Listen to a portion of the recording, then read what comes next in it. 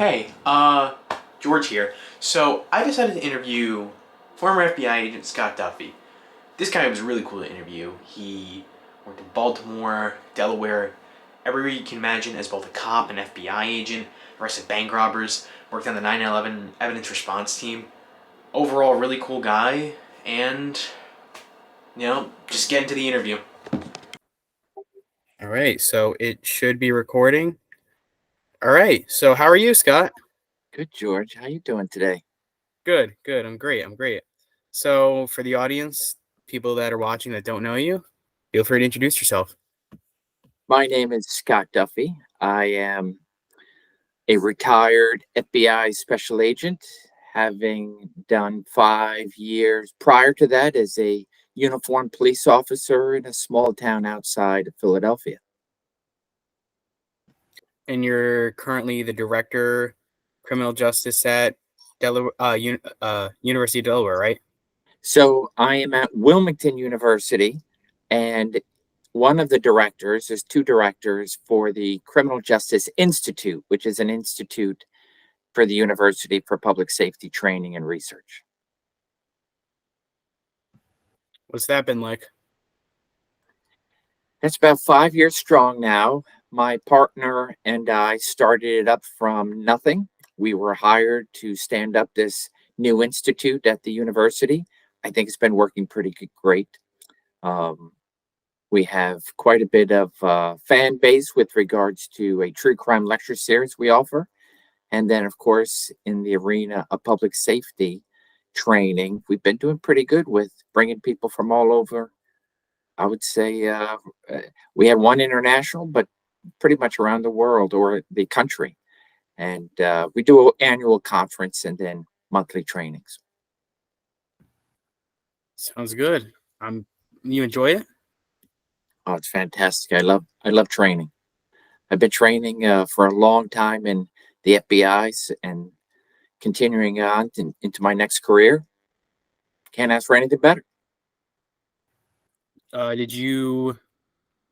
Let me ask you this: when you started off with your career, did you start off at headquarters at Quantico, or how does that work? Yes.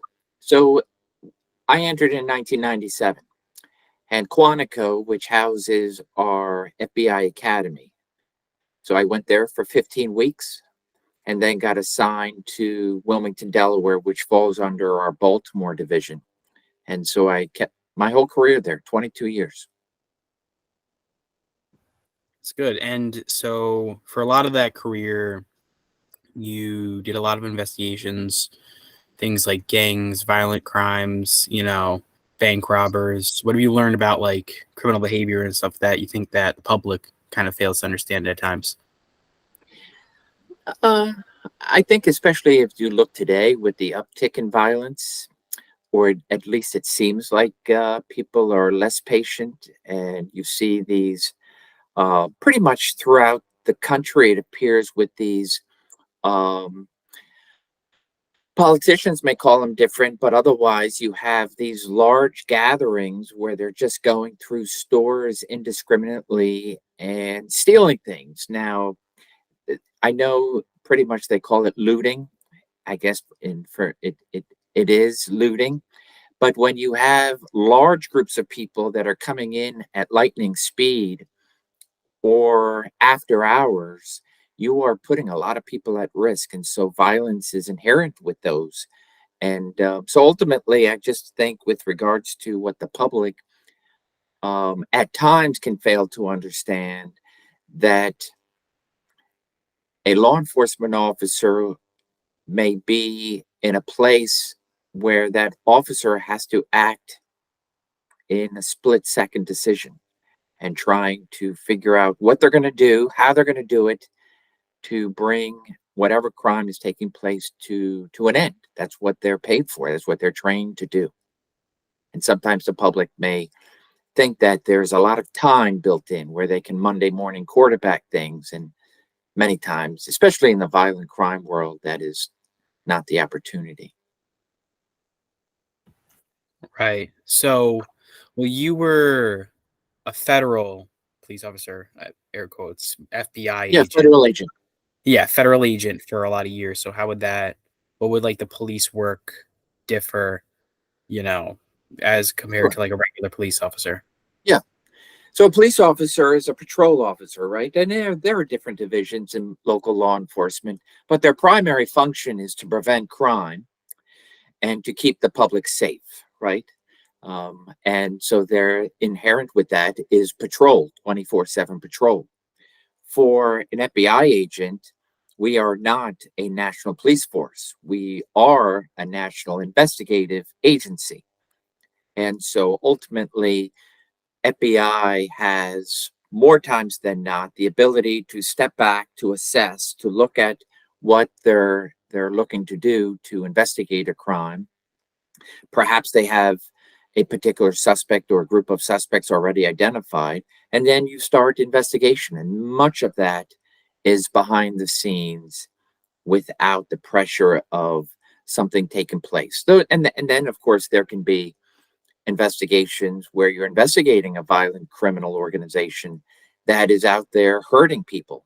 Could be home invasions, bank robberies, whatever it is. And so thereby you will have to think um, pretty quick on the draw, in especially if you're doing a surveillance. For example, like you have a bank robbery and you have different agents out there sitting on a bank hoping that their bank is going to be the one that's robbed. And so you have to have a plan in place. What happens if that robber, like you've been investigating and surveilling, actually is there to do a bank robbery and all those things? What are you going to do to prevent the robbery and take them into custody without hurting yourself and others? Right. Yeah.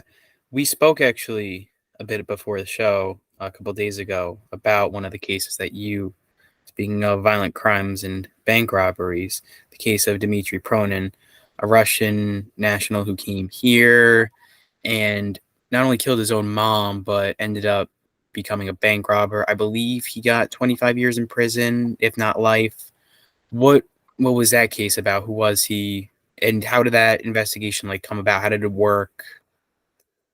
Yeah, that was a late afternoon robbery in Delaware, and the robbery unfolded as a single male robber doing a takedown bank robbery. And a takedown robbery, as opposed to just for your audience, people could go in and commit a bank robbery with a note. I'll write a note. It's called a demand note. They could say, I have a weapon, I bomb, or something threatening, something intimidating, hand it to the teller and demand money.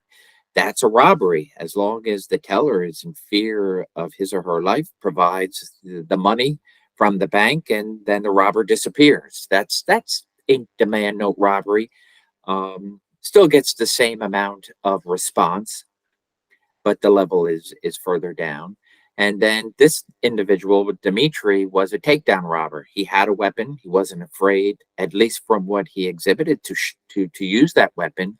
Was pointing the weapon at different customers and victim tellers, and wanted money from as many draws as he could get. And so then he takes that money and flees. He was a one-time bank robber. And so began the investigation into figuring out who did this. How did it work? What were some of the techniques you Yeah, used, start to finish? What was the story? sure. So what do you have? You have what the tellers are telling you, what other victims are telling you. You have a partial facial covering, right? You have he is talking, yelling, screaming, and so thereby you have people who are able to say that does not seem like an American citizen. It could be, but it looks like sounds like somebody more who is from the outside, because of this accent. It could be a fake, it could be an act, but this is what people are able to hear. And then he runs out of the building. He has gloves, so we're not going to get fingerprints inside inside the bank. And he flees into a newer model car, and a partial license plate, a color of the license plate, like white. And so thereby, think about 50 states, how many different color license plates. Not everybody can figure out, oh, this plate, I know what Delaware is, right? I know it's typically blue and gold, or blue and white, or black and white. But then you have all these vanity plates and all these specialized plates where it changes the colors for every state. So it really, it's a needle in a haystack. But you had a couple of digits, a couple of numbers, letters that were provided to us. And so there I began seeking my former my colleagues in other agencies. And so we just made an assumption that this could be a rental car. We made that assumption. We could have been wrong. Luckily, we weren't. And so the couple of friends, colleagues, had started working feverishly to determine if this car was theirs, and so we got lucky. And with that, we believed it was somebody of either Hispanic ascent, Eastern, Black ascent. Russian had also been an idea, and then I get that call probably, I want to say, within a couple of weeks of making the request to the security of this particular rental agency, that they said, "Hey, Scott, I think we have something that's definitely worth looking at." They were able to give us a car that had not yet been returned. So it was an overstay, right? I mean, people rent cars and don't return them on time all the time. It's really just a civil issue, a contract issue. This person had arrived from Russia. It was a female, not a male. And then the female rented the car and said she was heading south from New York. So she came into New York and was heading south to Maryland. So what I did is, I have colleagues in other agencies, right? HSI, ICE, and so forth. And so I reached out to my counterparts there to say, "Hey, any idea you can come up with this particular female, Yulia Progabenko, to see if she has somebody that she's visiting in this country?" And all that is documented, which is great for us. And so she was visiting her son, and she applied for a visa, and the son really did hit the markers we were looking for with regards to a bank robbery. So we set up on him. He became our target, but we had to develop enough probable cause to say this was him, surveillance and what have you. And we were able to develop enough that he had still been driving this car, that somehow the mother was no longer in the picture of driving this car. And when we finally developed enough information, because he was putting funds from the bank robbery into like his ATM machine, his ATM and whatnot. And so there was enough, we were able to finally say, this is our guy. And we went forward with a probable cause affidavit from the state police. Delaware State Police was leading the investigation at the time. So they got a warrant. FBI Baltimore arrested him, and he wanted to confess to the FBI. So I went to Baltimore, met with my counterparts, Delaware State Police, and he confessed to robbing the bank. So where did the murder of his mom come into play? So then, probably about a week or so later, George, the embassy calls me up, and so there's an inquiry, a complaint made that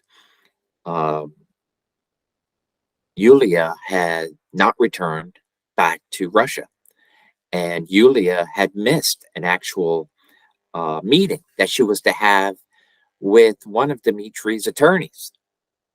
And so the attorney was making the complaint saying, we fear that Yulia is injured or missing, endangered.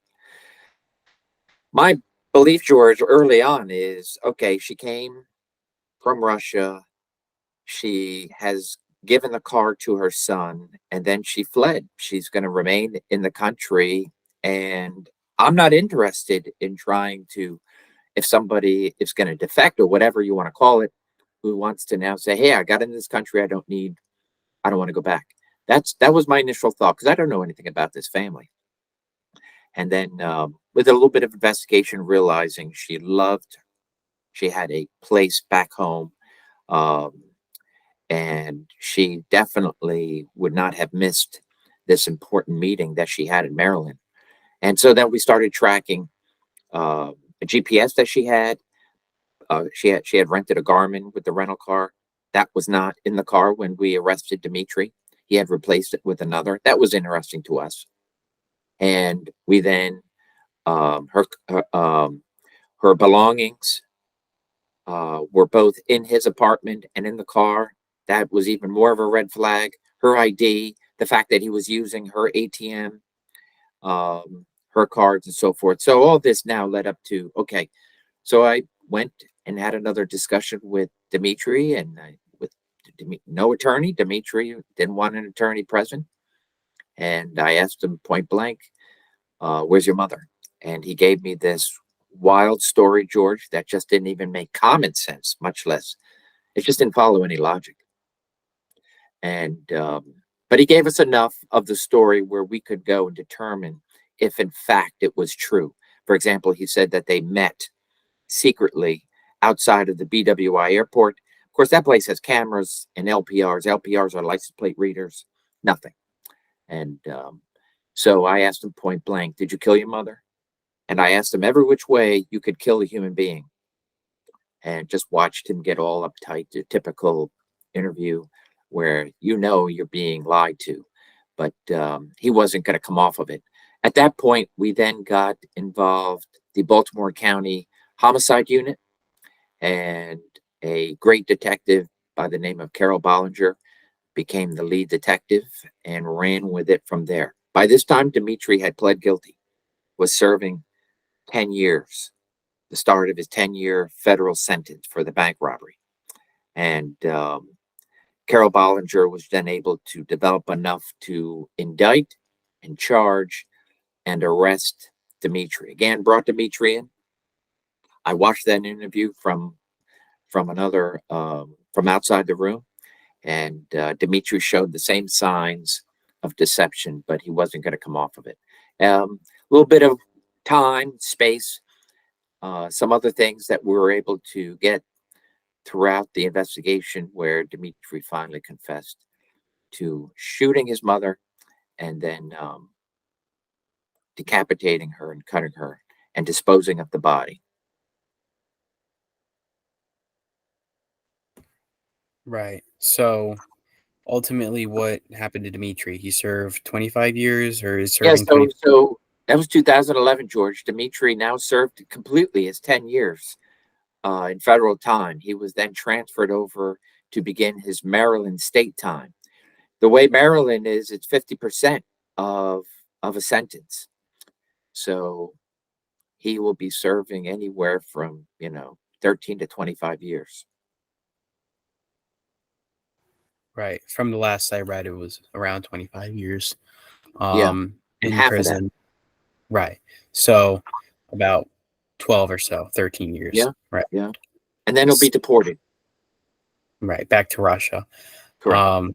So how does the intelligence gathering and investigation work differently from someone that's like coming into the country? Because you mentioned about how his mother had properties. Was that just interviewing, or was that some other tactics? Yeah, anytime you have something that where you need information from another country, that's where everything comes to a screeching halt. And so now you have to get the Department of Justice involved. You have to get their legal treaty department involved.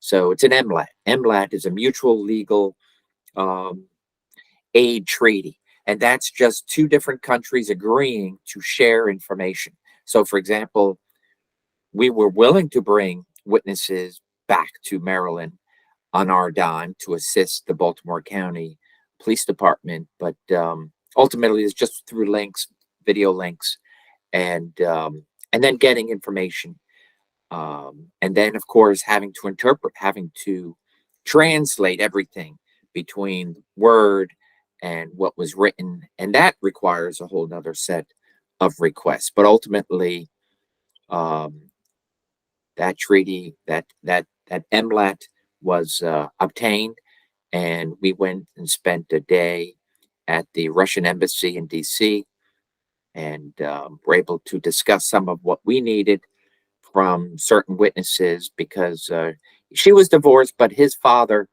was still in the picture. His father had received a letter from Dimitri, and he turned that over to us, and so that was helpful in the investigation. Right. So my only thought would be, in terms of getting the embassy and the Department of Justice involved in this agreement to share information, how much more difficult was it, because it was not only not an ally, but most commonly referred to as an adversary of the United States, Russia? How is that any different? Are they less willing to give information, or what's the case? So let me take you back a little bit to 2011. Things were a lot different. And even though everybody's always very suspicious, as well as they should, the relationship was a lot better. And when I talk about the relationship, I'm not talking about the politics of our country versus the politics of their country. So even though there's always that inner fighting, the agreements between their legal system and our legal system really were well. And so thereby the let me put it this way.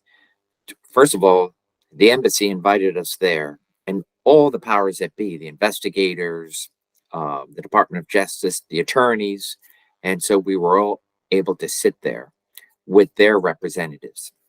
And they were able to tell us right off the bat, we are 100% in agreement, and whatever you need, being in the United States, from our government to assist in whatever you think you may need from Russia, it will be there, just to ask. And it was. And so it was a great cooperation. And the nice thing about being in law enforcement is many times law enforcement can operate just outside the fringe of the tensions between governments, if that makes sense. And this was an example of how both sides of the law enforcement community between Russia and the United States were in sync. So it was just a lot different overall, politically and otherwise. It was almost like night and day. If this were to happen today, it would be, I wouldn't say it couldn't happen, but I would say it would be stalled tremendously. Right. But ultimately, at the end of the day, George, remember, it was a Russian citizen that was killed on U.S. soil. And so they had every, it was in their best interest to assist us to prosecute somebody, even though it was a Russian citizen that had committed the murder, to nevertheless make sure that justice was done for a Russian citizen. Right. So it was in their best interest. Yes.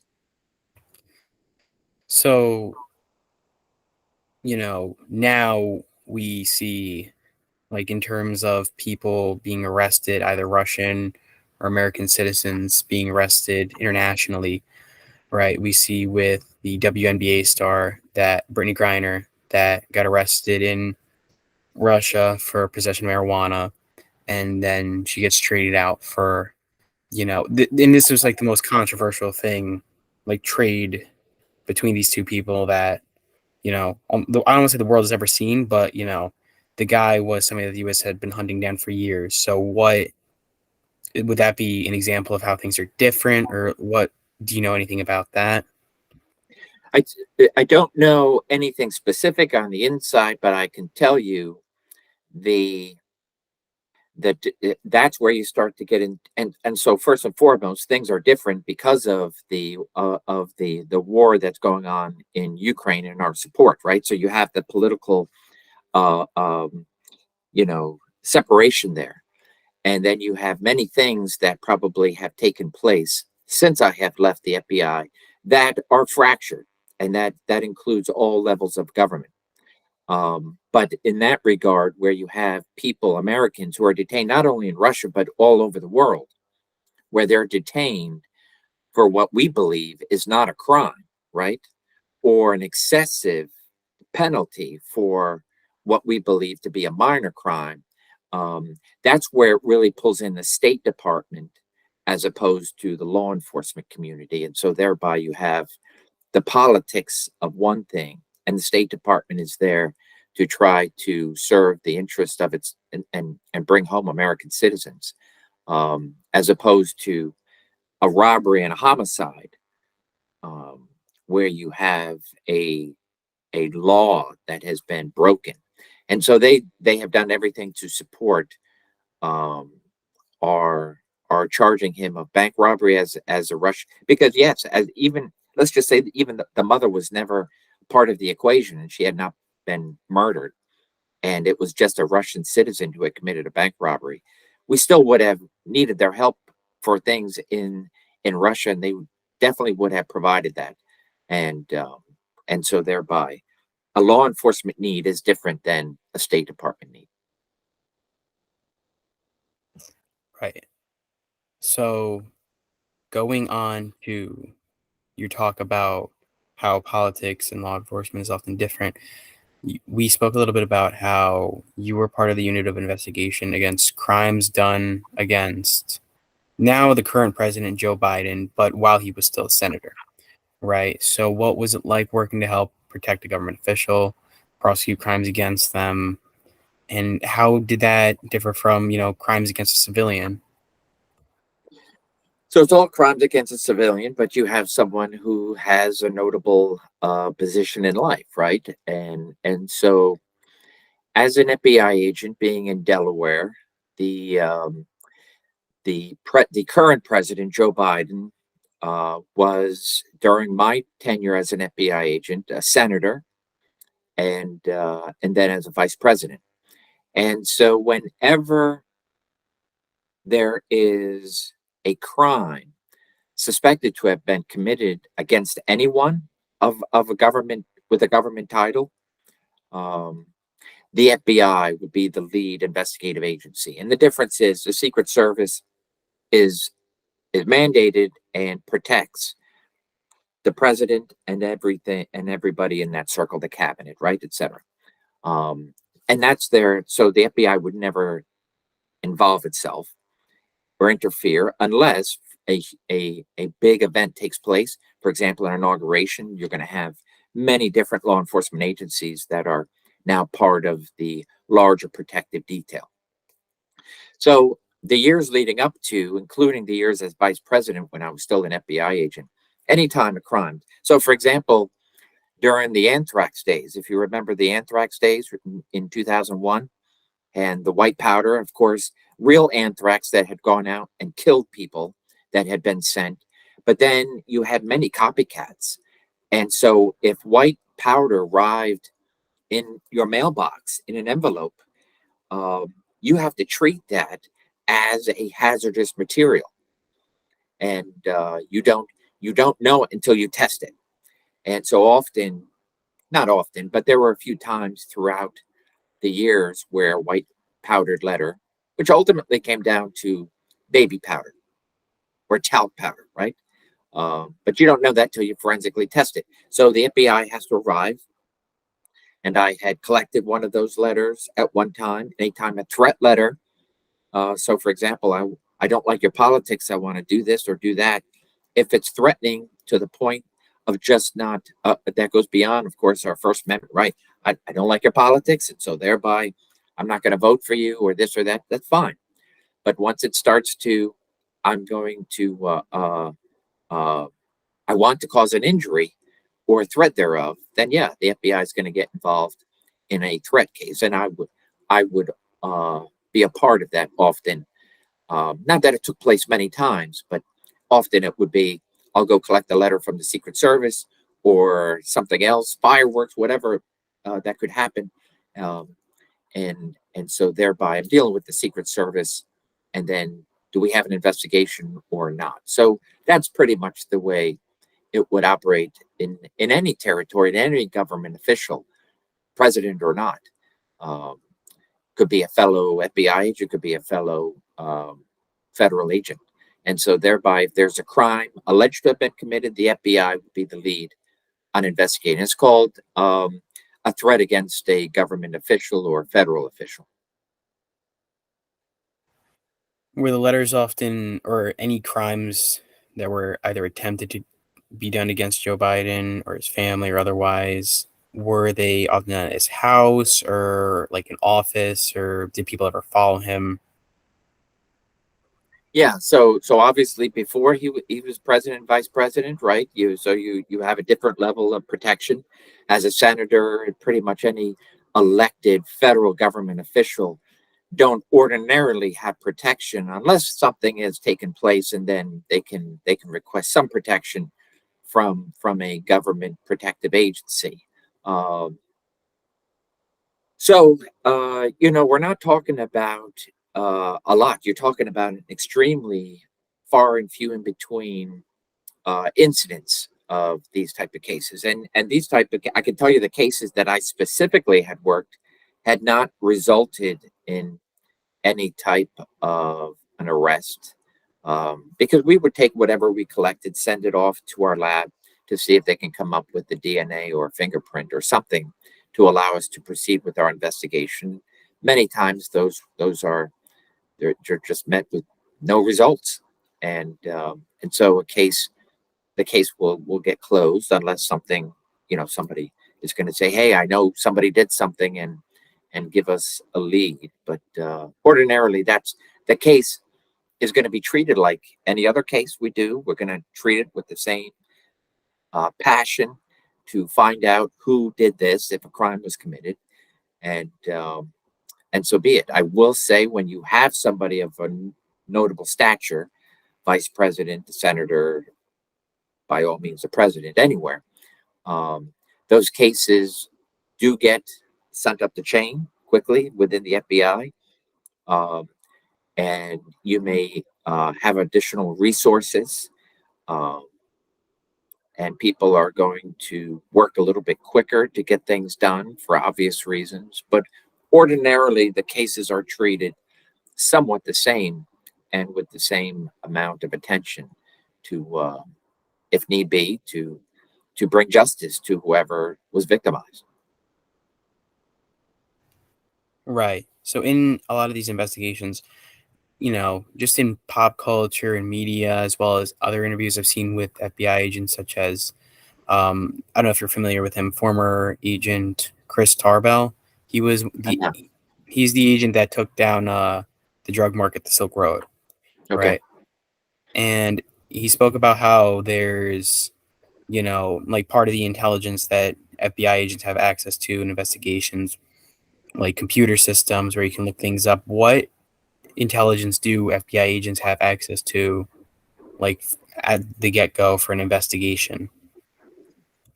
So that's a pretty broad question with regards to any type of investigation, or yeah. So any investigation that comes in, and I'll say across the board, whether it be in local law enforcement, state enforcement, or federal law enforcement, um, you have you hope the talents of the actual investigator, right? So every department should have a detective unit, or at least a committed body of someone who is not spending most of their time patrolling the streets. You are spent at a desk, at a computer, and doing everything in your power as an investigator to overturn every stone and leave nothing unturned. And so that's just can be monotonous work. For example, everybody has Google, so I can go in and Google people. I can get information, and so I can go through all the public databases. The FBI more so, but many larger departments have them, are analysts. These are full-time support personnel who are investigative analysts, and so they are taking a lot of that monotonous work. And when I say monotonous, it's important, and but it is time consuming. And so you have an analyst that's their job, and they're going to create a great report that's either going to generate leads for the investigator or the agent or not. And then you have within specifically to the FBI, I have at any agent has at their disposal the lab work.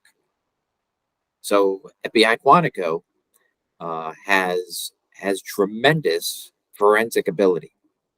So, for example, I can take a computer, I can send it off to them, and I can say, "This is what I think I need," or "Tell me what I don't know what I'm looking for." And you have experts in that forensic field who can provide you new leads. You have DNA experts who can do tremendous things with pieces of evidence. You have fingerprint analysis experts. You have tool and die mark experts. You have tire impression experts. You have experts for just about everything imaginable. And so thereby, those are resources. They may not have anything to give me, but I can at least make that request. And so at the end of the day, the agent is left with this package of information. And what's the onus of the agent is this giving me a better picture than when I first started? Can I identify who the suspect or suspects are? Do I have probable cause? That is, do I have something that says I, as the investigator, empowered by law, believe you did something? I'm going to write it down in an affidavit, and then I'm going to go before a judge and say, I believe I have enough to ask for an arrest warrant. And then I can go arrest and charge and get in front of somebody and hopefully get some information out of them. That's just a very snippet, if that makes sense, George, with regards to the resources available to pretty much any agent for any investigation. Right. So that brings to mind a case a few years ago. I'm certain you're familiar with it. There was a case a few years ago where two special agents were killed, where there was a raid on a man who had, who was in possession of child pornography, and he had a Ring doorbell, and I don't know if they rang the doorbell or if he just saw, movement outside his door from it, and he pulled out a machine gun and just started shooting and killed two agents. So, I thought about that a little bit. Where would intelligence have failed? Like, should they have noted that he had a Ring doorbell and maybe approach more carefully, or because it was an unlicensed, unregistered gun to my knowledge, if I'm remembering it correctly. But where might have intelligence failed in that case? That's a good question. And I will say, any time that you have a tragedy where someone is killed, especially in the line of duty, where you have two agents and, of course, a team of other agents that are surrounding that location, like any other location, that go to execute a search and an arrest warrant. I would never put myself in a position to Monday morning quarterback something that happened and look for what went wrong, right? There are experts out there that their job is to say, was there something that could have been done that we can then bring to the greater body of anyone that can learn? Because we all learn from mistakes. We all learn from tragedies. And that's why there's these peer reviews and these shooting reviews to go out there and determine what happened.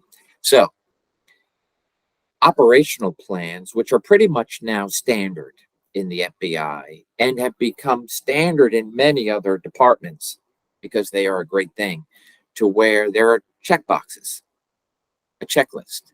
First and foremost, was this done? Was that done? Was this done? Is this person has a propensity to violence?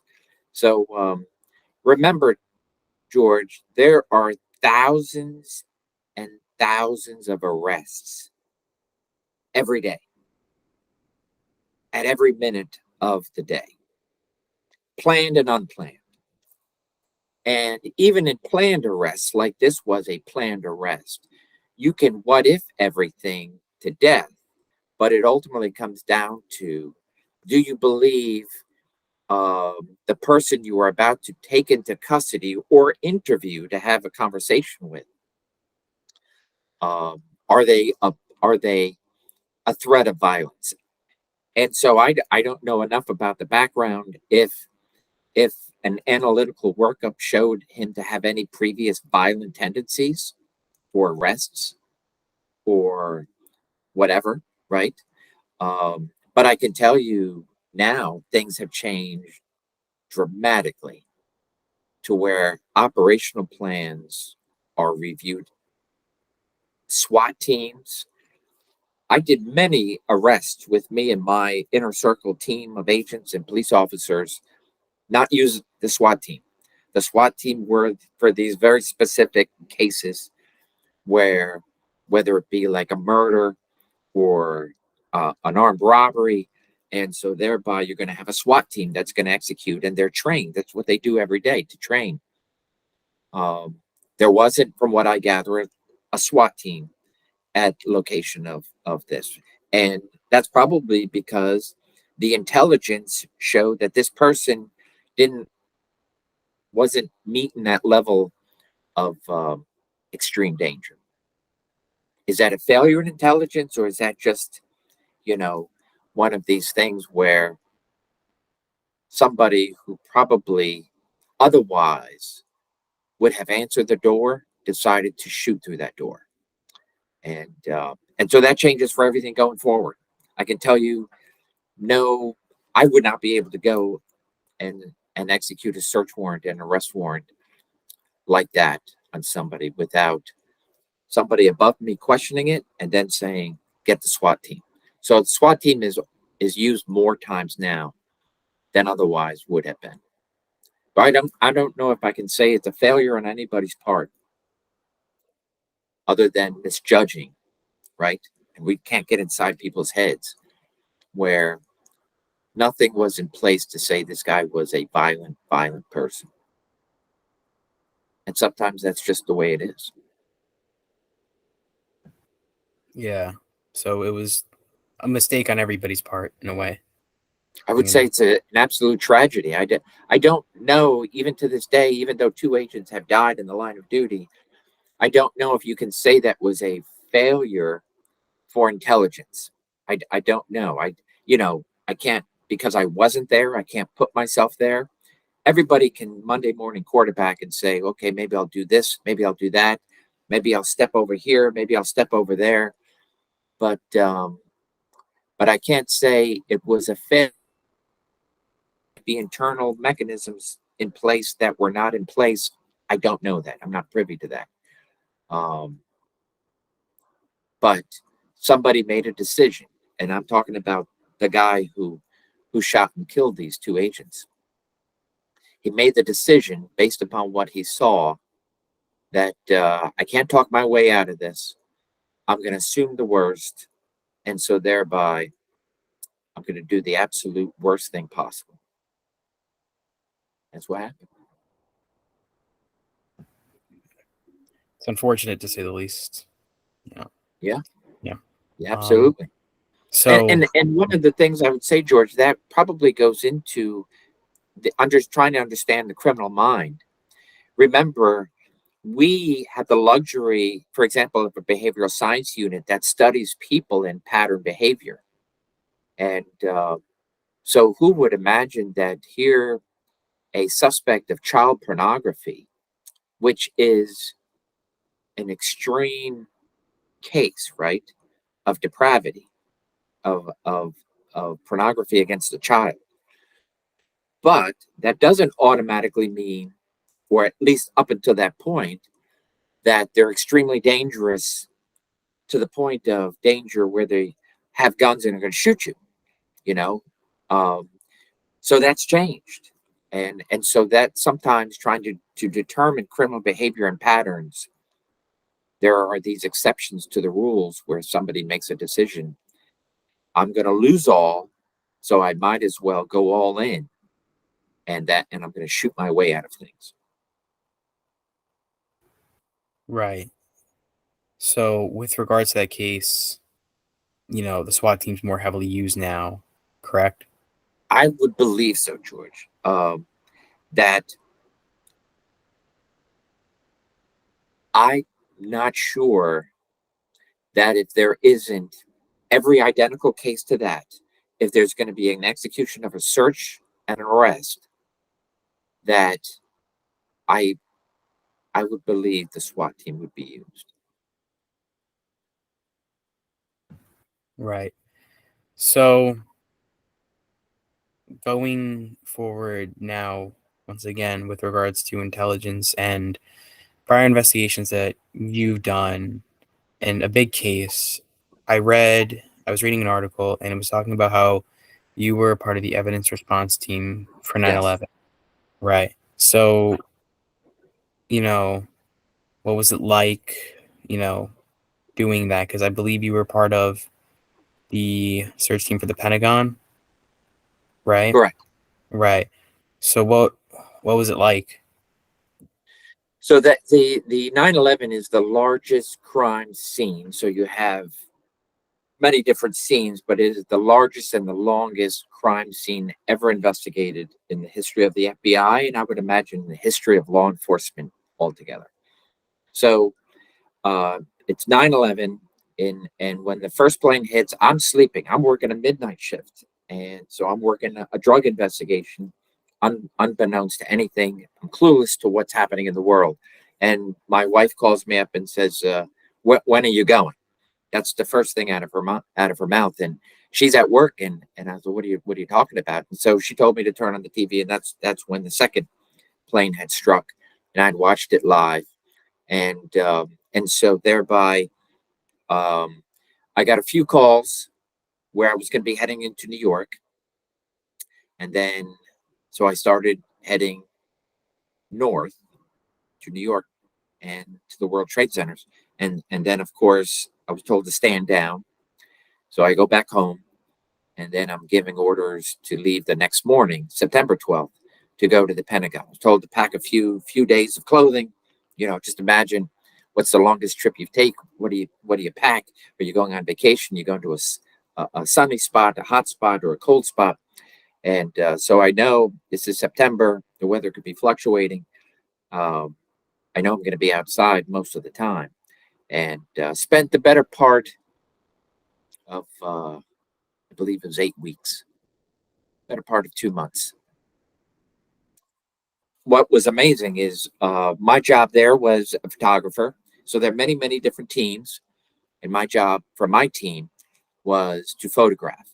So you would go in an hour, come out, go in an hour. When I say go in an hour, you're fully uh, with Tyvek suit and your oxygen, your breathing apparatus, and you go in.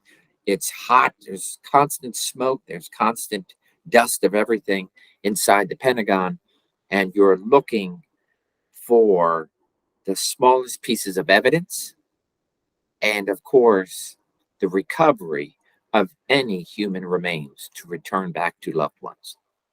Um, and and you're doing that in an hour span of time, taking photographs of anything that is believed to have been evidence. And so you have recording of evidence, you have the logging, the photographing, and then of course taking that evidence out to be processed outside the Pentagon and the staging area. So that was my day. They were 12-hour days, 12 on, 12 off, and uh, and that lasted for quite a few weeks. Right. So I spoke a little bit about this over the phone with you and just over messages. I interviewed one of the men who helped actually catch Osama bin Laden. He was part of the task force to catch him. Right. He left before they did the operation to, capture, kill. Um, But how would the difference? What would the difference between domestic law enforcement, the FBI investigation to catch Osama bin Laden differ from something like the Navy SEALs, CIA, international intelligence gathering? Yeah, so the FBI, especially since 9/11, we always had an intelligence component to the FBI. And our former director, Louis Free, was a huge uh, uh, proponent of developing offices outside the country. I think some 90, we call them legat offices. These are legal attache offices that are in embassies around the world, and we are the liaison. The CIA is the Central Intelligence Agency, and by law they operate outside. They're intelligence gatherers, no arrest powers or intelligence gatherers within inside the United States. That's why they're not going knocking on doors like the FBI is and so forth. We have power within the United States to effect arrests, to conduct searches, and so the since 9/11, our intelligence component just got so much bigger, and our counterterrorism, our counterintelligence, heavily more funded by Congress to do that and to stand up individual squads of these throughout the United States.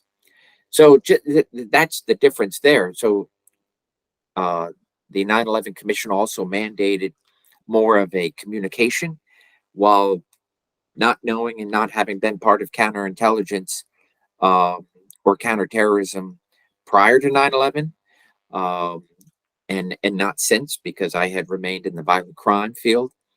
I know that there was probably less communication uh, between the intelligence agencies and what might have been captured outside the United States either didn't make it into the United States. There just wasn't that flow of information. Um, and so the 9/11 Commission report tried to fix that with different units, mandates. Of course, you have the formulation of the TSA. Otherwise, it's just private security handling airports. Man, so much has changed since 9/11. And so your intelligence components are the CIA is the primary outside the United States, and then the FBI primary inside the United States. That doesn't mean you're working in separation of, you're working in union with, and there's a constant sharing of intelligence.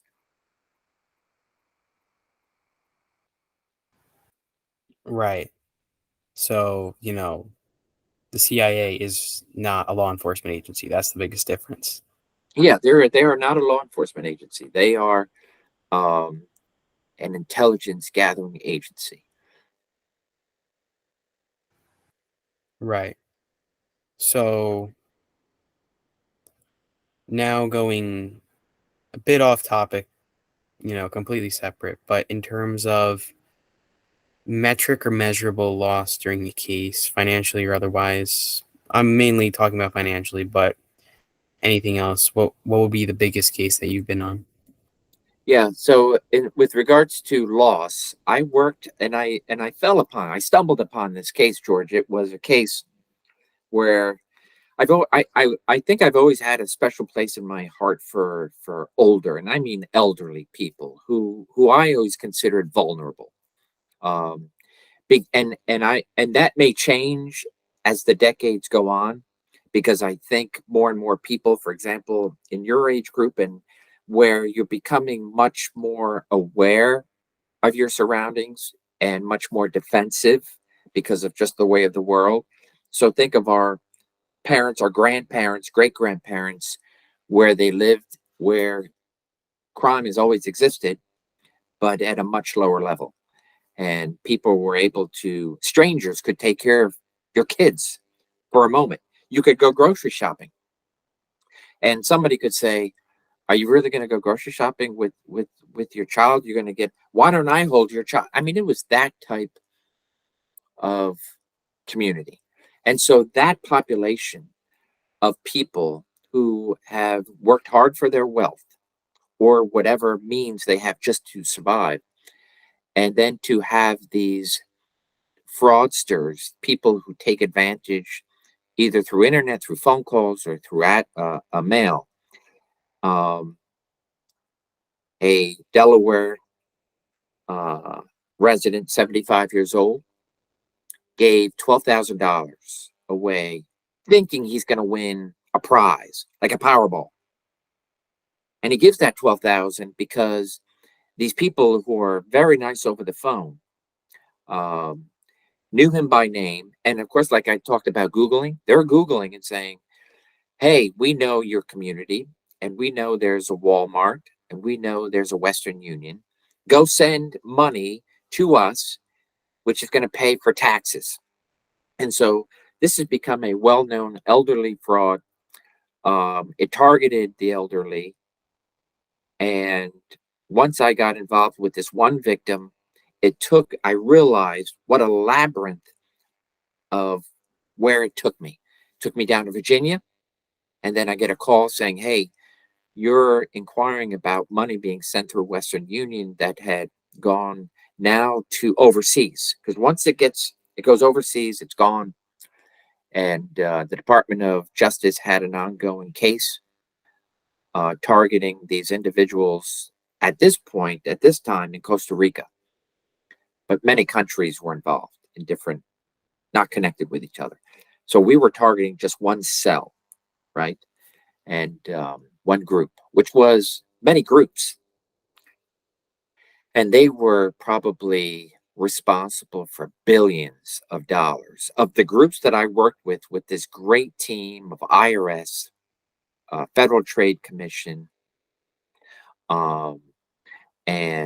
and then a couple of different departments, the U.S. Postal Inspection Service, which was phenomenal, targeting these. Probably, I was involved about 8 years in the span of my career with this, and it's probably still going on. Not less than $1 billion in loss. And it's just sad to see. I've seen people who have remortgaged their houses and have given every last penny. And all because they believed they were going to get more money and be able to give that nest egg to their loved ones. And they were duped. They were duped. So that was something that I felt like was instrumental in my career. I've always been curious with regards to the victims of those cases. How does, let's just say there's a woman who gives all of her money to a group of scammers. How does it work helping the victim? Is there any help for the victim, or what does that look like? So I got lucky a few times, and so it was like a quasi task force, and there's people throughout the country, different agents in different agencies. If we get lucky, and as you become more involved in this type of investigation, you're getting a little more information real time. So, for example, once I went to that Walmart, then I want to make friends with the person who's at the Western Union desk, and then I want to make friends with the security within Walmart to say, I don't think this is the only guy in Delaware doing this. Just imagine your grandfather with $12,000 in cash saying, I want to wire this money to Costa Rica or to somebody in another state. And the person asks no questions because it's just a standard operating procedure. Take the money. Thank you very much. There's a percentage that goes to Western Union. And it's a great ability to send money to loved ones, right? Or to people that you're doing business with. But think of the scammers and the fraudsters who are able to operate in that realm where they're not questioned, right? I can go pick up the money and disappear. No questions asked. And things have changed since then, but this was going on. And so I was able to stop money. I was able to give money back to the victims. I was able to take cash to victims and say, and Western Union wasn't the only. They're through FedEx, through all the mailing agencies and whatnot, and be able to take money back to the victims. Say, you have been victimized, and I'm returning your money. Um, that feels good for a little bit, but then you realize you're dealing with somebody who believes that you're just part of the scam and that they'll take that money and send it out another way.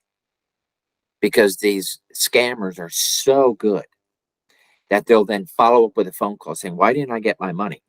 Because Agent Duffey just gave me money back saying that I was victim of a scam. They would then say, no, that was an agent that we sent to give you your money. So what you really need to do is now send it this way. And they would believe that. So sometimes it was just difficult to break that cycle. But I was able to a few times. And a few times we did manage to bring people from Costa Rica into the United States, more than a few times, make arrests and put them in jail. And when you have a person who now, first and foremost, think about how embarrassed you are that you gave all your money away, that you've been duped and scammed. And so now my job is not to embarrass you or judge you. It's to make you realize you are a victim and carry that justice by going into the courtroom and testifying. So we were able to bring some of these people into the courtroom. And when they could look at somebody and say, you took my money, that's a strong thing. And it's powerful for the victim to have their day in court. But I can tell you, many, many, many, many, many do not get their day in court and do not get their money back. It's spent. So when it comes to a lot of these scammers, how do you exactly find them? Is it because, assuming a lot of them are either calling or emailing, these people, are you sending out, who are you sending out court orders and subpoenas and, search warrants to? So your banks, Western Union, MoneyGram, any one of these wire agencies, FedEx, UPS, the mail, the post office, you'd be amazed at how people will send 25,000 cash, 300,000 cash. It's just mind-boggling to realize the lengths that people will go. They'll be told by the scammers, you're paying taxes. That's what the money's for. And so, but then they'll be told, so don't just write me a check. What I want you to do is, and don't tell family members, and definitely don't tell law enforcement. So they're saying things where the victim is starting to realize, I think I'm in over my head. And so all that comes about to where at the end of the day, you're just happy to put somebody in jail if you can. But I can tell you for the ones that go to jail, there's unknown amount of people that are doing it that are not detected. And they're constantly finding newer ways to get money. So that's why you can go to your local pharmacy, CVS, wherever everything has those pay portals. And if you buy a gift card, right, a gaming card, it will say, a little notice will come up saying, are you the victim, or do you believe you're a victim of a scam? So it's just one extra, which I think has come as a result of law and Congress enacting these things, and of course businesses taking upon themselves. We want to try to help stop the flow of scams, and so thereby you have to hit a button, and it says, oh, maybe I am a victim of a scam if I'm buying something for somebody that I don't know. That's ultimately what it comes down to.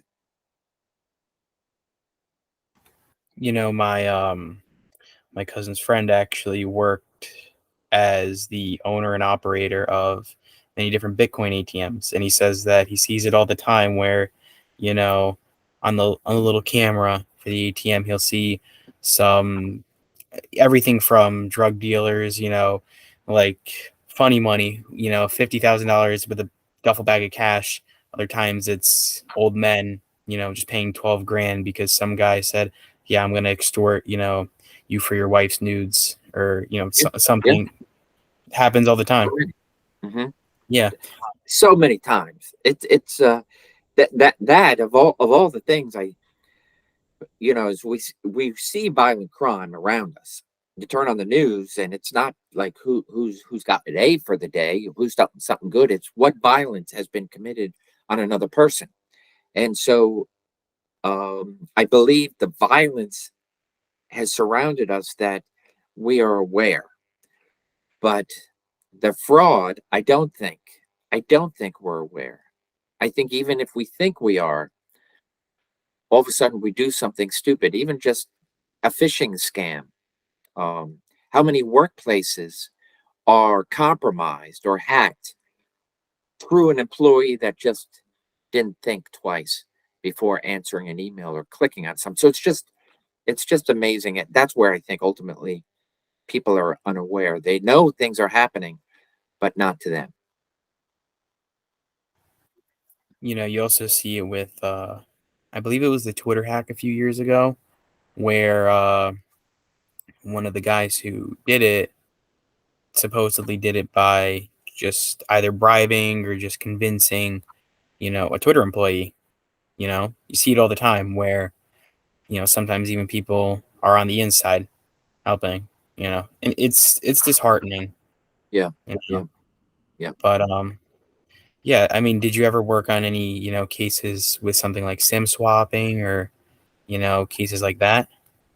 There were a few times. So in the FBI, you have what is called a duty agent, and at least in my day, and you would be on call for a week, and whatever the complaints coming in through that particular office. And so often during the week that I would be on, or others, it would be a SIM swapping, or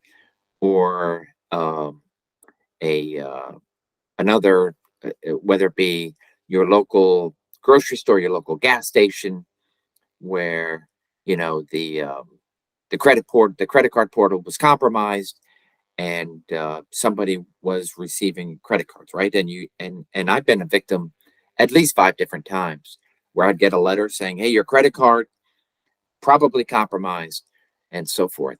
Um, they're difficult investigations to do. I've never actually followed up on one of those investigations because they are something that would go to a more specialized unit, um, who have that computer forensic ability and so forth. And they are difficult cases, but they are cases worth pursuing. Right. I think it was even the not the CEO, but one of the board of directors of crypto exchange Gemini. He actually got SIM swapped, and I don't know how much they stole, something like $140,000. But in his crypto wallet, it's terrible. But what would your advice be to be aware of something like that, to avoid it? Yeah, it seems like the phone um, is our most prized possession these days, and we put everything into it. And and I think they are simple steps for we all have email, we all have Twitter accounts, Instagram, or whatnot, and with that, it's only a matter of time before there's that flood of advertising marketing. I look at it this way: do we can we just click delete, get rid of it? Um, I would tell my elderly victims, as soon as somebody calls up, if it's not your friend, your family member, your neighbor, somebody from church, hang up. Don't even let them talk. Um, the worst that could happen is you hung up on somebody that may be legit, but there's no loss to you. And so I think we just need to fall back on our common sense and just say, First and foremost, nothing is free. If I want to go play Powerball, Mega Millions, and I want to jump into the fray, I'll go in and pay and get something in return. I don't need somebody calling me up or sending me a link that says you won this or you'll get this in exchange for that. They ultimately, a scammer understands this. They try to come after us with greed, and they just offer things that in exchange for nothing.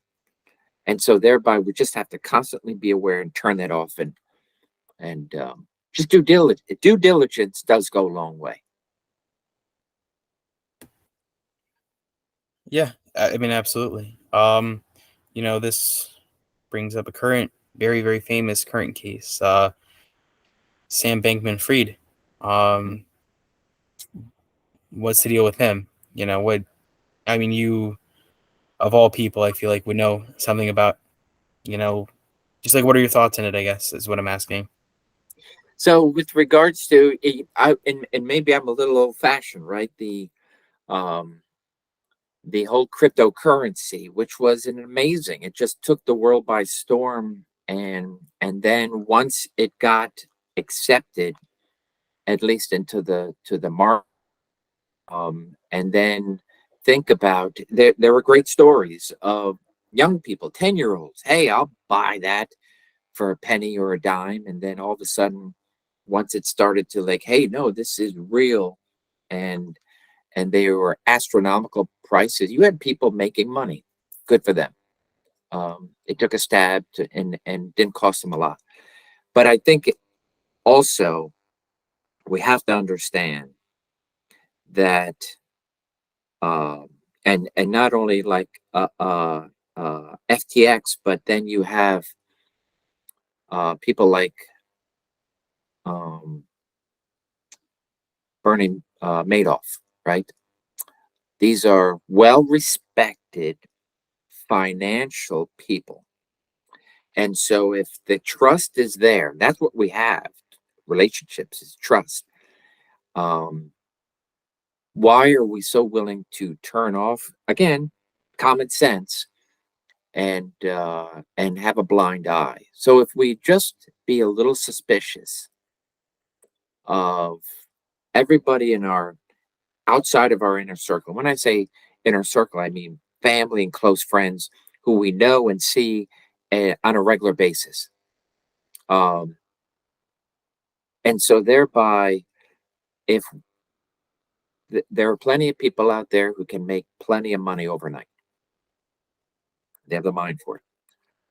But then there are so many people who are not going to make money overnight, and they're not going to get something for nothing.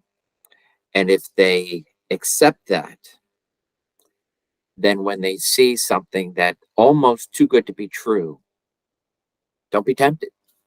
Follow your heart and common sense and say, let me do a little bit of digging. And so thereby, you can take over time one major company who is promising the world, and there are people benefiting. Don't get me wrong, there are people who have made money.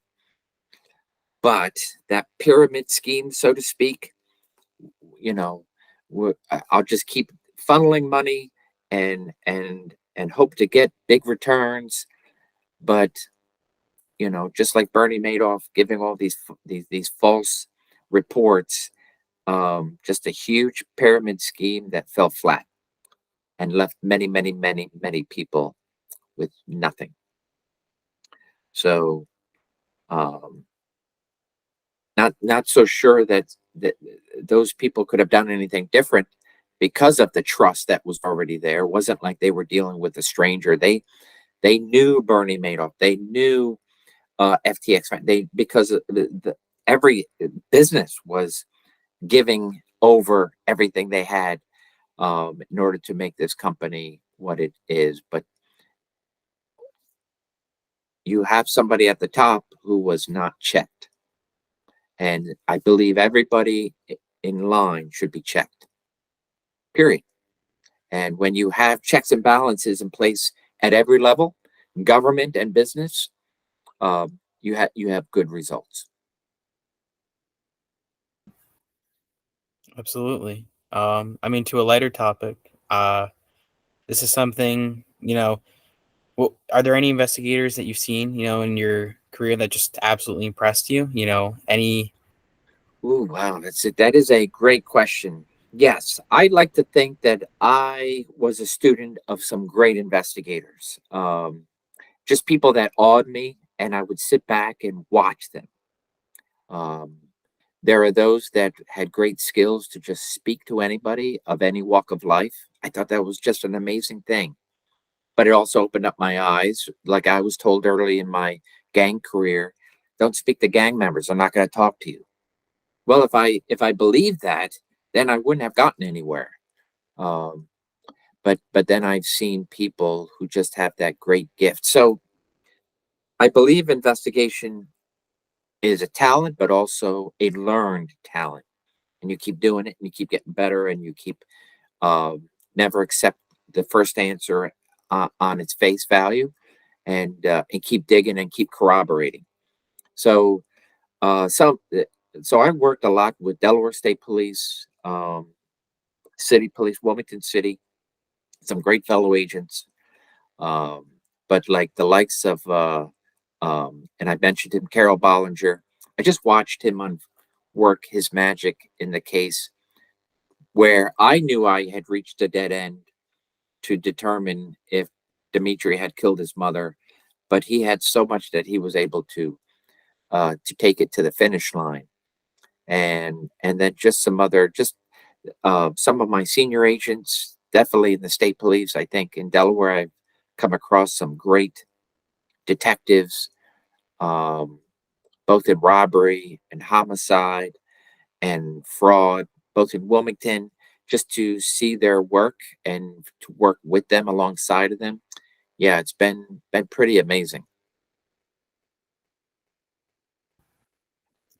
We're going around some of the final questions that I personally have. So were there any investigation techniques that you feel are kind of like underutilized in law enforcement? Mm. I would like to think that um, as an FBI agent, if having worked quite a bit with my local partners, that I offered my services, and I'm not just talking about my service as an agent, like whatever talents I think I could bring, but the resources that the FBI. So I always feel like many departments are underserved with the ability of what the FBI can offer them. For example, a cellular analysis. There are many departments that don't know what to do with a phone other than I'll look at the phone and see if there's something obvious. But there are these regional computer labs that are just fantastic. And I'd like to see more of these utilized. I think technological resources are well underused. I think genealogy is coming into the cold case market of solving cold case violent crime, whether it be a murder or rape. And so I think genealogy, there's so much out there. Many private companies that do great things, many nonprofits that help departments that can't afford the seven, $800, $900 it costs for one test. Uh, so I don't want to see. So, for example, genealogy solved the Golden State Killer, right? And what that did, phenomenal. I'd like to see that become an everyday thing. And I believe the FBI is another great resource for the genealogical services. Um, so I believe not only the FBI, but other federal agencies that are underserved or their resources are not quite known to a broader law enforcement audience. With regards to cold cases, this is something I've always wondered. So the top 10 most wanted lists in the FBI, how first of all, how is that determined? Like, who makes the decision of, who's on the top 10 most wanted? Like, what goes into making that decision? But also, with all this surveillance, and this is a question I've had many times over, with all the surveillance,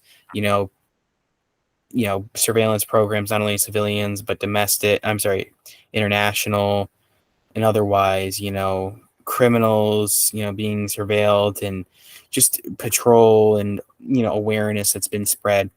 How is it that you get a guy, for example, like Robert Fisher, who for many years was on the FBI most wanted list, you know, for 30 years, just nothing more or less to the public eye, right? There's just, I don't think it's a cold case yet, but the guy hasn't been found for over 35 years, right?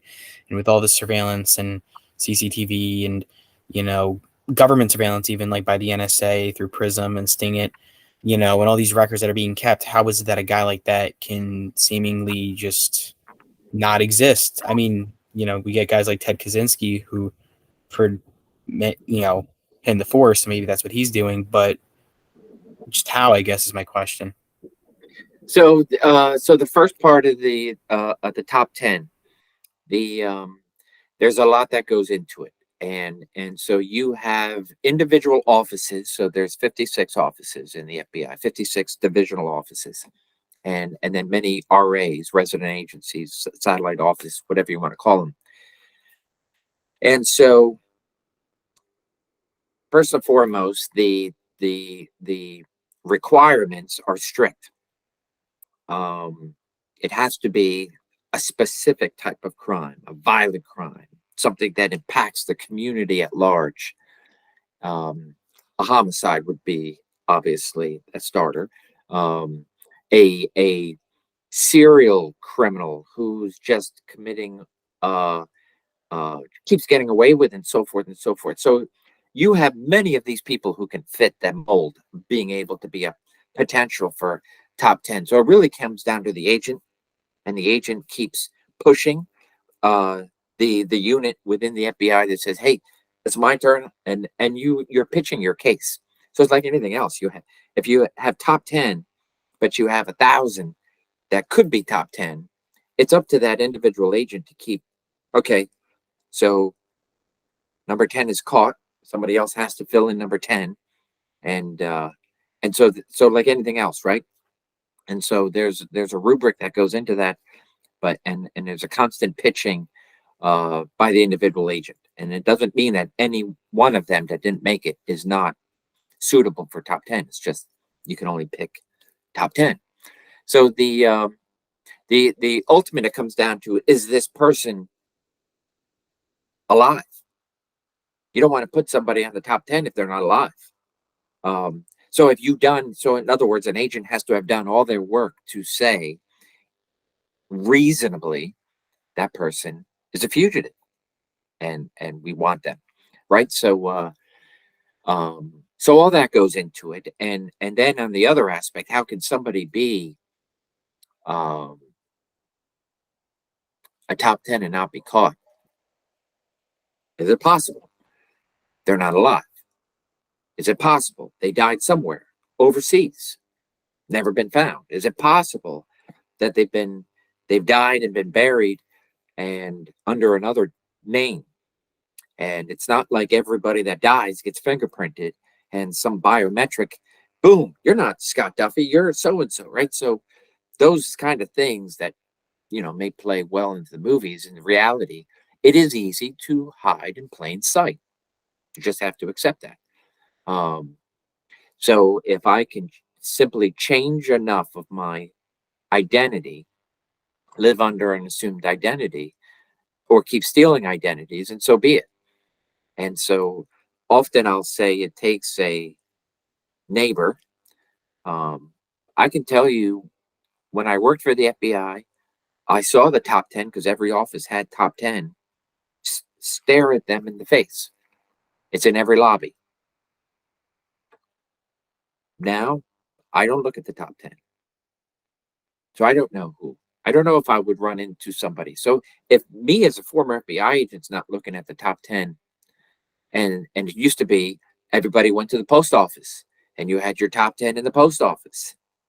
And then you had your top 10, on America's Most Wanted so if those things are not every day, if they're not flashing on your screen every day, coming through your text message, hey, look at these 10 people, it's easy to hide in plain sight, right?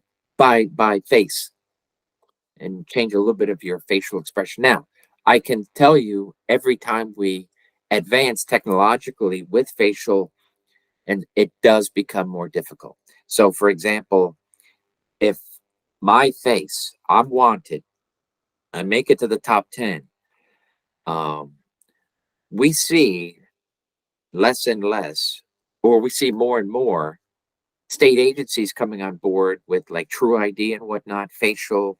You have to have a particular background, you can't smile. All these things are helpful to where somebody with that false identity who's hiding in plain sight now goes to renew their driver's license. It is very possible that people in that realm of hiding will be found, um, or some other trigger of a social security number or that, right? At the end of the day, it's great to have the top 10. It's up to in other words, that top 10 bulletin board is not working to do the job. It takes agents every day to say, what's happening, what's new, what haven't I not done to find my top 10 fugitives in a world of hundreds of thousands of fugitives. Right. Makes sense. So now, to actually move away from criminals entirely, the opposite, in fact, what's two things actually. Any advice for people wanting to go into law enforcement, number one? And secondly, are there any common traits among good investigators? Yeah, so I served in law enforcement both as a local police officer and FBI agent, combined for 27 years. And I loved it. And so a lot of my teaching, where I go into different um, classrooms, I'll ask people, do you love doing what you're doing? Do you love pursuing the career you're pursuing?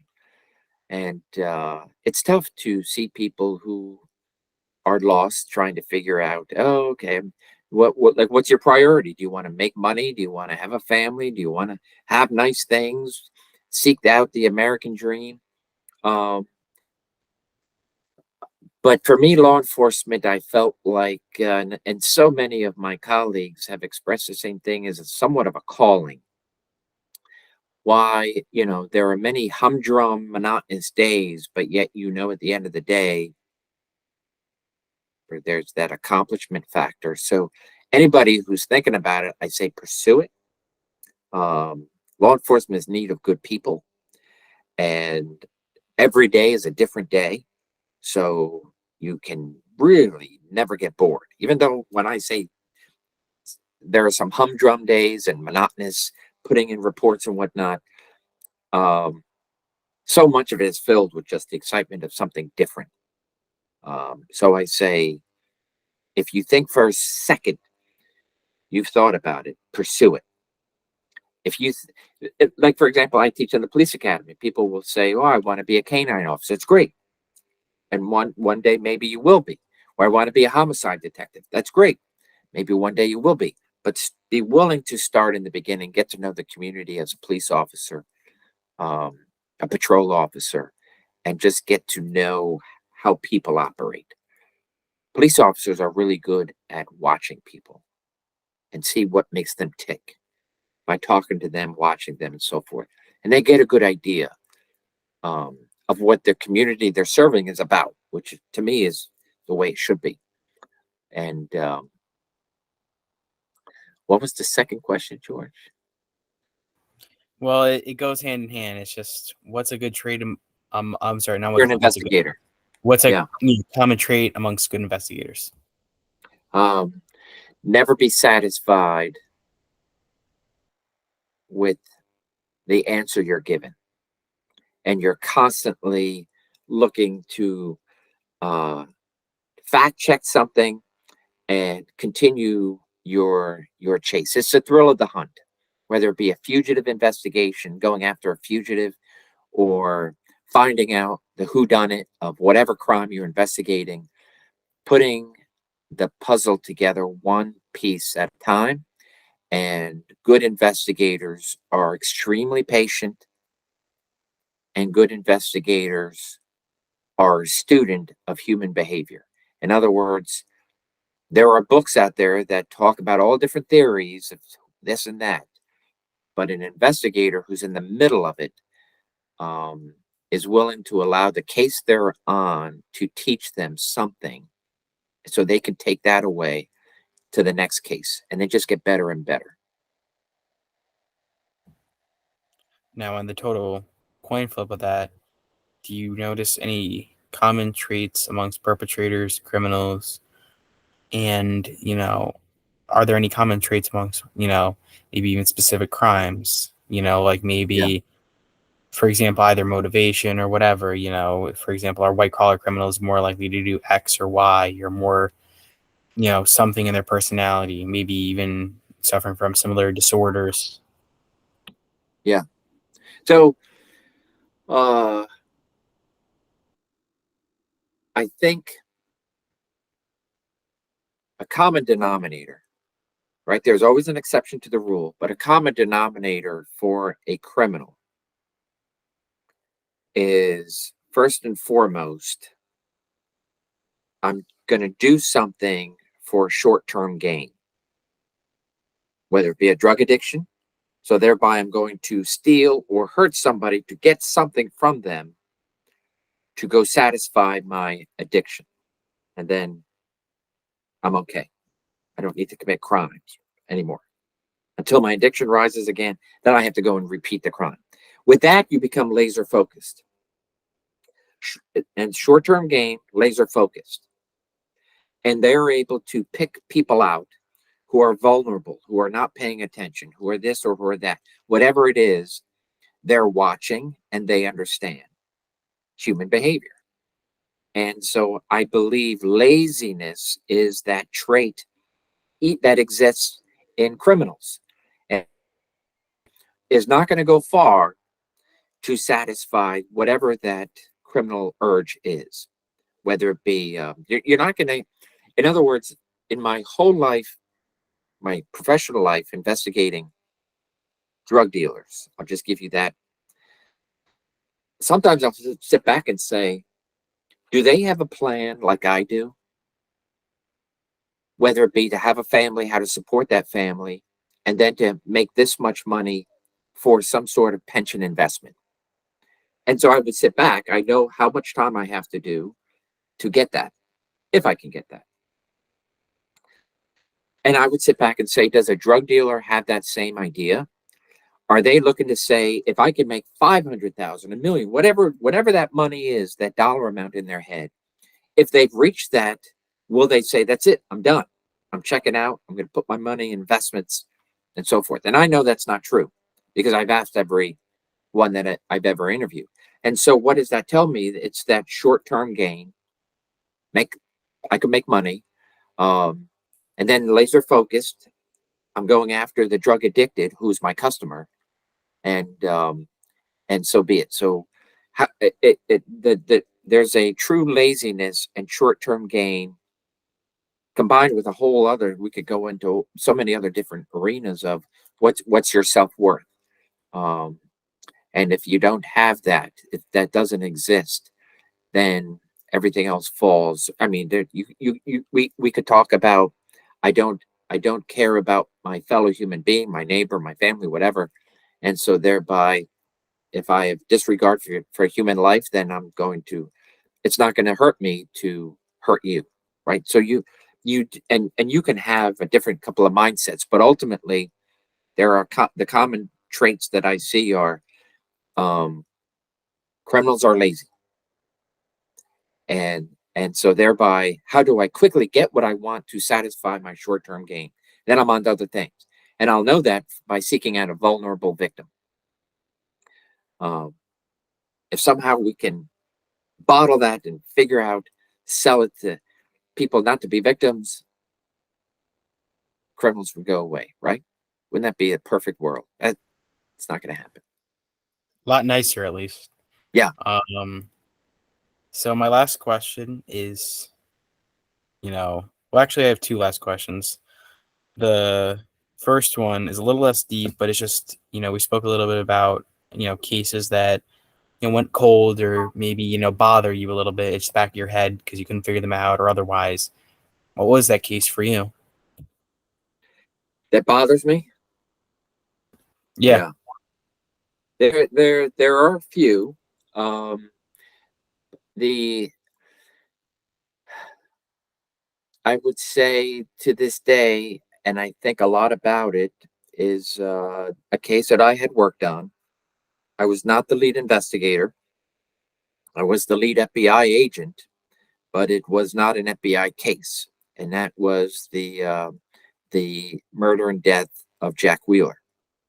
And so it made Netflix's Unsolved Mysteries, and it's been throughout the news during that time, but not so much now. And so that is still an unsolved case. And retire or not, it goes with you. Anything that you've left undone, it goes with you. And I would think any good investigator wants to solve everything that's in front of them on their desk. But you can't. That's just the way of the world. That's why cases remain cold. There are now, if it comes down to technology and things that didn't exist in the toolbox of an investigator, great. Now it's known to you. You can go and say, "Hey, can that new forensic technology help me?" Great. And you're always thinking, and you're always trying to solve a case, and we are realizing there are good things happening. But then there are things that come down to witnesses, and certain witnesses just won't talk. Certain people just won't talk. And if they've seen something, they're going to forever take it with them. And so those are tough for an investigator to accept. Sometimes you become jaded, where you're like, okay, I'm not going to keep asking. And then you may not ask anymore. And then who suffers but the victim? A victim. And so I would say Jack Wheeler probably is one of the ones that hit me every day, that I keep thinking, oh, my brain is triggering on trying to figure out what was or wasn't done. Why don't we have an answer to have gotten somewhere closer? Now I've been retired 5 years, and that case remained whoever with in the FBI, but definitely for the police department, that is the lead homicide investigation, it remains a cold case. And I do hope somewhere in the technology field, something will happen forensically that will help them move in a direction that will help them figure out who did it. Anytime you have a whodunit and you can't solve it, George, it gnaws at you. So, all right. So now for my last and final question, what have you learned about people really, in your career?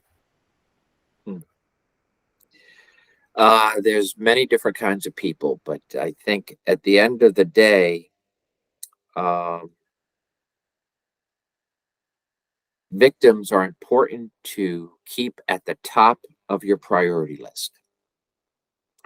Not only those that have passed, right, and trying to carry on their memory, but to give their family members that justice, or at least that they always know they're important in the equation.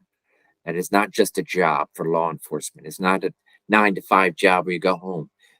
Especially if you're tasked with an investigation that has victims in it, they carry that burden with them. So I think what I've gathered about people is, um, don't take the ones you love for granted, right? Uh, I have to make more time for them, my family, my friends. Um, and so be patient. I think I've learned that uh, people are running in all different ways, probably not even looking where they're going. And there's lots of emergence of different personalities. And it's important to step back and say, uh, are you having a bad day? And and is there something I can do to either make it better or to know before there's that intersection of chaos where I could say, uh, I can deflect and not be a trigger, not be a part of that bad day, right? So it's I enjoy people watching, and I think I've over the years have interviewed thousands of people in all different aspects of their life, their lows and their highs, and so I realize at the end of the day, I've been a part of what I've done, and now I leave that to somebody else who can carry on a torch. So I still have hope for people. Any words to the audience? Just the people Well, out thank there. you. I think I appreciate you having me on and to talk about some uh, real things that matter. And you have a great tendency to get into the psyche of both the victim and the perpetrator and the investigator. And I think that's nice how you're addressing it and trying to do your part to figure out what's what in this world. So I wish your audience all the best. Everybody try to do their part in order to make somebody else's day just a little bit better. Sounds good, man. We'll do. All right. I'm gonna stop recording. We can talk a little bit after the show. Okay. Thank you.